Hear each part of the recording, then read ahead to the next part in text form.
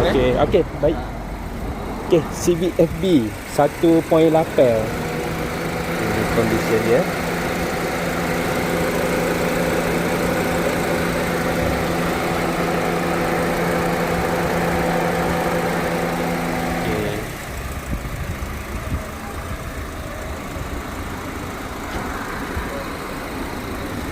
Okey, kita round sikit.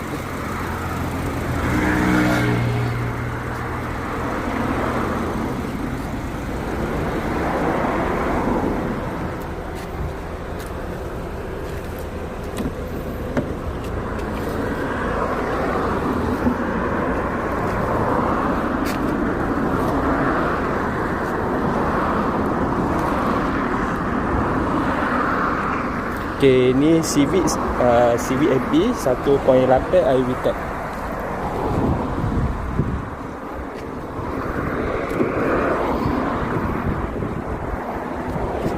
Okey, ni ada auto flip. Kita masuk dulu tengok. Okey. Okey, ni view dalam dia, tak ada option apa benda semua tu, tak ada error, ada radio. Kau masih sejuk. Okay, jom. Ni di ruangan kokpit dia lah. Okay. Dapat leather seat. Tengok atas.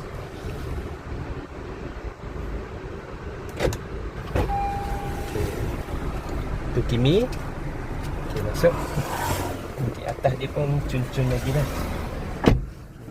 Leather seat ada ni bekas lubang-lubang sikit. Memang pasal lubang-lubang.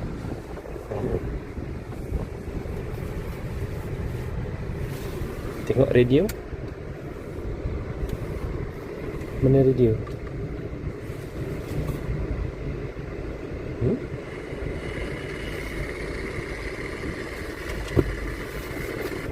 Bola sepak Kuala Lumpur dan juga di Stadium Majlis Bandaraya Petaling Jaya lah. Boleh saksikan 4 pasukan yang akan beraksi malam ini. Okey, ni meter RPM. Kat level atas tu meter speed dia lah.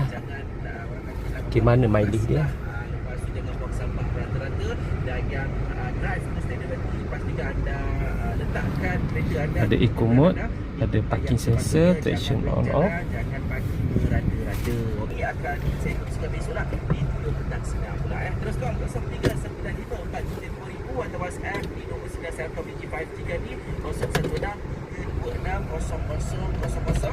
Yang nak sampaikan ucapan boleh, yang nak menyanyi ke, nak buat ke. Ini ni kira tu itu. Okey, layan dulu ini.